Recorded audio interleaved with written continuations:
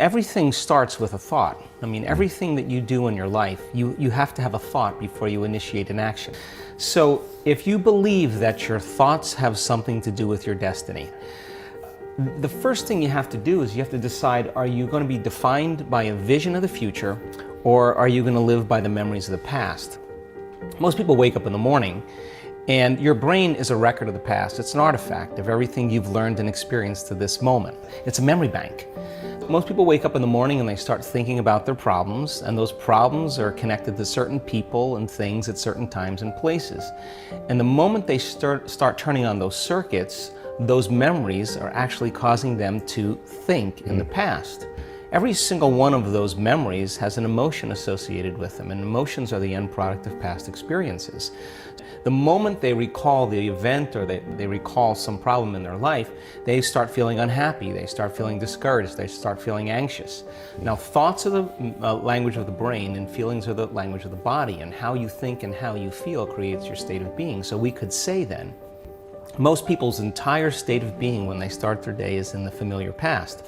Well, if you live in the familiar past, then it makes sense you're going to create the predictable future. So what happens for most people is they get stuck in their biology. So think about, your body is your unconscious mind. It doesn't know the difference between an experience in your life that creates an emotion and an emotion that you can create by thought alone.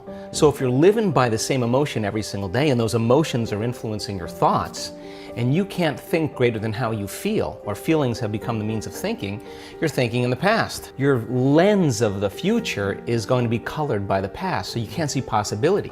Most people like to wait for crisis or disease or diagnosis before they wake up enough to see. Well, the challenge is that biology tends to be redundant. If you keep thinking the same thoughts, and those thoughts begin to fire certain circuits in your brain, the nerve cells that fire together wire together, so all of a sudden you start getting hardwired, and those are the thoughts that you can think the easiest. At the same time, those thoughts produce chemicals called emotions, and the next thing you know, your body gets accustomed to living by the same emotions, and it could be guilt, it could be unhappiness, it could be pain, but at least it's familiar to you, at least you can predict it. So some people would rather cling to the familiar than take a chance in possibility. For most people then, they say, well, I don't really see how my thoughts have anything to do with my destiny. Well, that's because 95% of those thoughts are subconscious programs, right? So you're not even conscious that you think those thoughts. So the first step to change is starting to think about what you've been thinking about and change it. And then when you begin to observe those thoughts, you're no longer the program. So most people though, when you do that, when you decide to really take a look, it's like lighting a match in a dark place. You feel uncomfortable. It's easier to turn on your TV, it's easier to play with your cell phone to distract yourself from those feelings. Well, when you understand that change really requires becoming uncomfortable to a certain degree, and that's normal, that you're leaving the known and you're stepping into the unknown, then it begs the question, what thoughts do you want to fire and wire in your brain? Because your attention on those thoughts begins to reorganize circuitry, remold the brain. Most people are waiting for their life to change so they can feel gratitude, to feel abundance, to feel whole. You know, that's the old model of cause and effect. So if you're living with emptiness, you're living with lack, you're living with pain, most people have been conditioned that something out there has to take away this emptiness or feeling inside of them. But if you believe that you're creating your life and you're living by lack, well, lack isn't going to create abundance.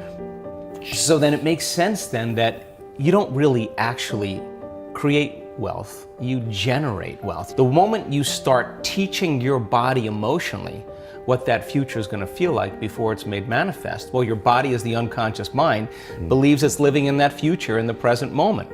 It's a scientific fact that it's the environment that signals the gene. The end product from an experience in the environment is an emotion. So when you begin to embrace an elevated emotion, you're beginning to signal the gene ahead of the environment.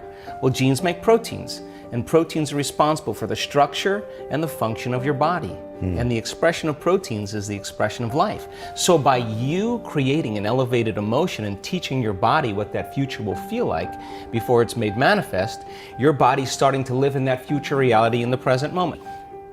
If you were able to become familiar with gratitude, become familiar with wholeness, become familiar with abundance, to become familiar with freedom, and you're able to generate those chemicals every single day, more than likely you would be walking around feeling like your future has already happened, and you would no longer be looking for it to happen. You would already feel like it has happened. You're literally becoming somebody else. You're leaving your lack, you're leaving your guilt, you're leaving your emptiness behind.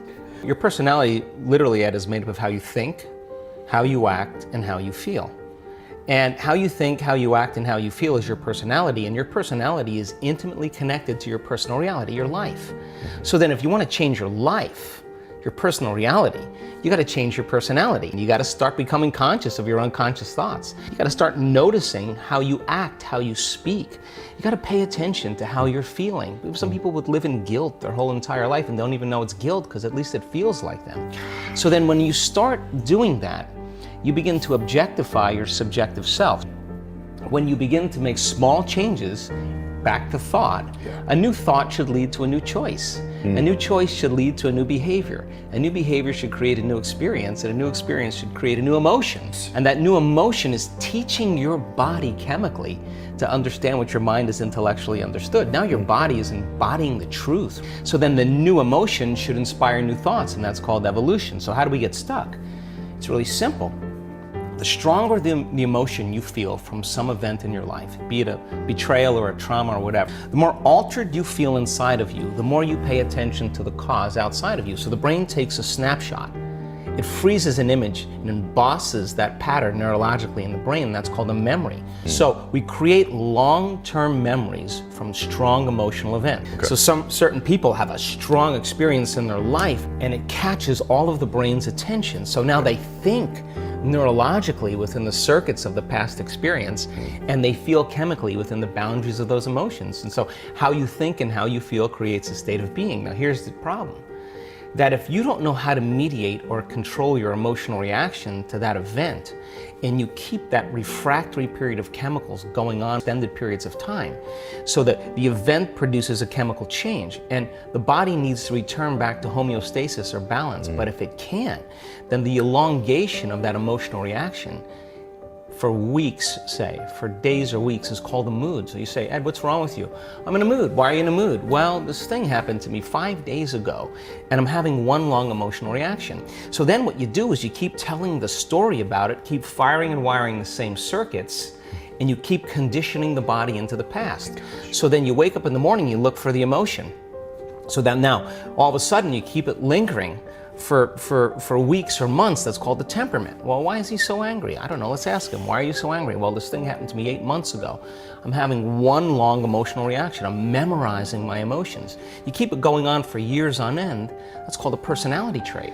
So then a person then is memorizing themselves by living in the past. And so then you say to them, well, tell me the story. Now, the latest research on memory says that 50% of what we talk about in our past isn't even the truth.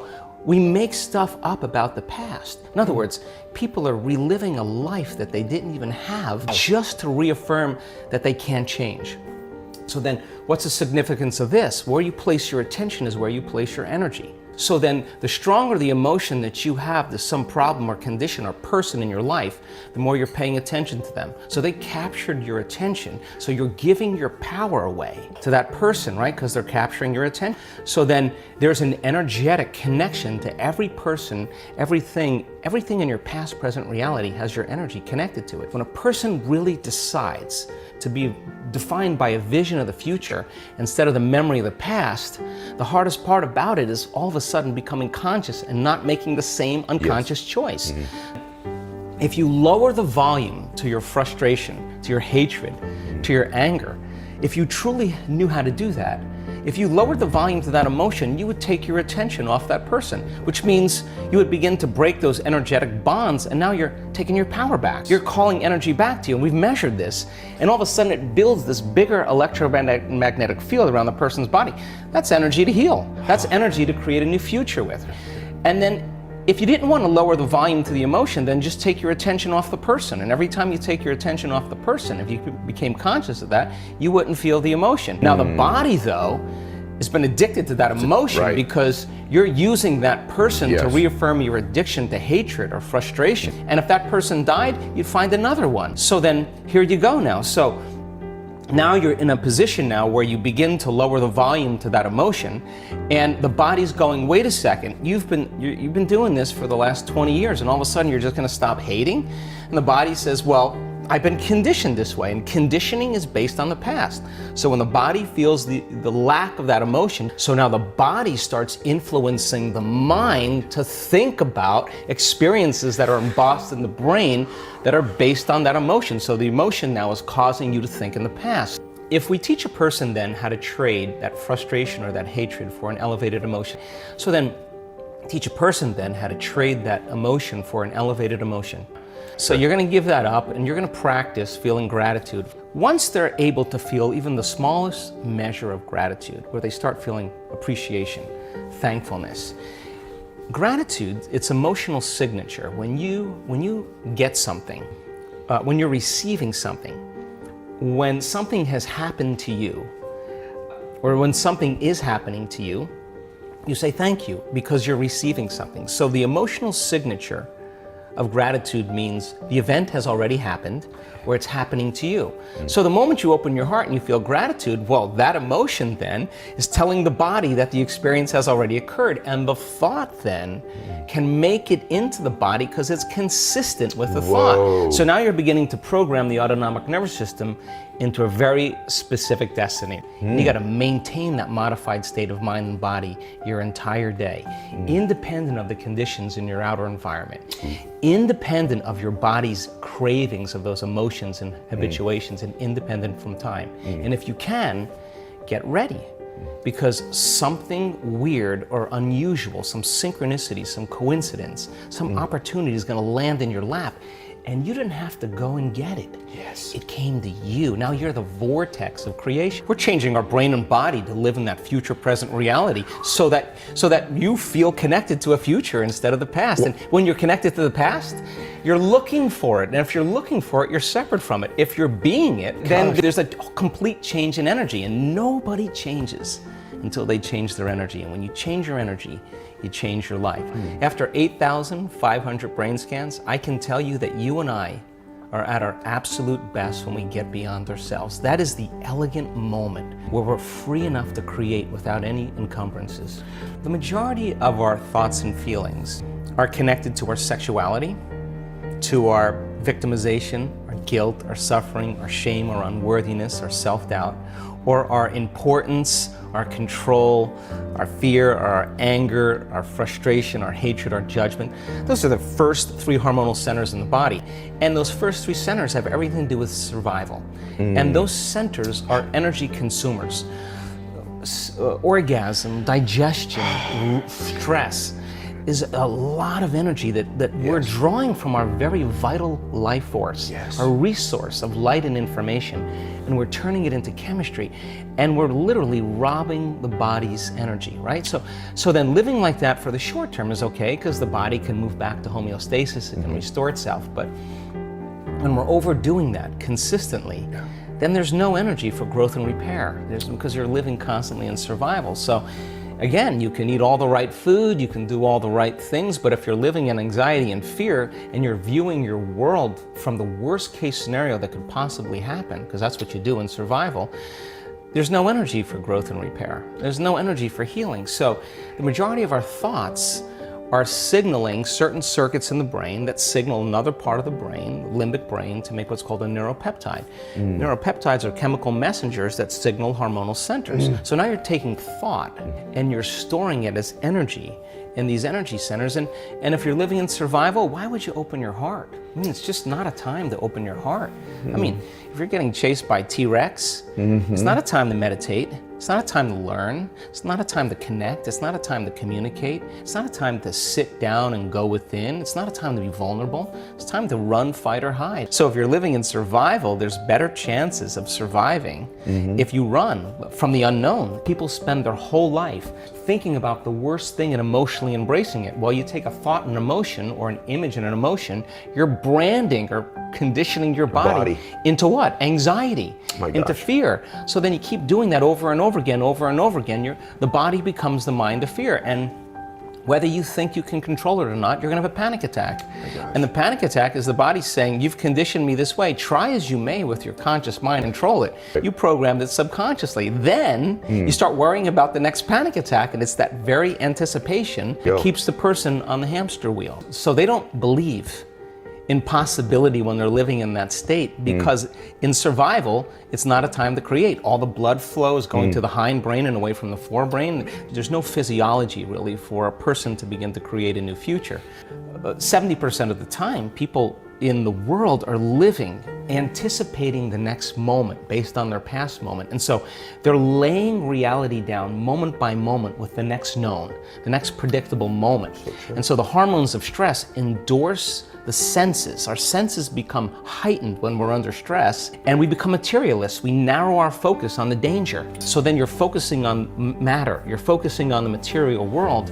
And when you do that, you put all your attention, the arousal of the stress hormones puts all your attention on your body. When people start reaching this moment, they're overcoming themselves. And now they're at that perfect place to create. And my definition of creation is when I forget about myself. That's when you're free. So some people can do it because they've practiced it. Other people can't get beyond the addiction of a certain emotion. That means their body is still their mind. The body is the animal, and you're like a dog, you sit.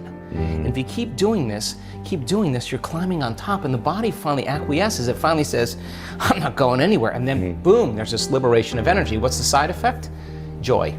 Person's heart just automatically opens up, and every time they do that, those victories add up. There's no such thing as a bad meditation. There's only overcoming yourself. And when you sit in the fire and you work with that, people say to me, why do you meditate every morning? I say, because if I can overcome myself in the morning, the rest of my day is easy. It's easy. Because that's what it's about. You master yourself, you master your life. And so then all the chatter in your head, that is called the default mode network in the brain. Our research shows that shuts off. Not just shuts off during the meditation, it stays shut off for the rest of the day. So the critic in your head that's telling you this will never happen, you don't have enough time, there's no voice there. So you just have a clear flow on where you're going, and you trust yourself more. So then when you start practicing creating that brain and heart coherence, you can believe in a future that you can't see or experience with your senses yet, but you've thought about enough times in your mind that it's actually, there's physical evidence in your brain to look like it's already happened. And you can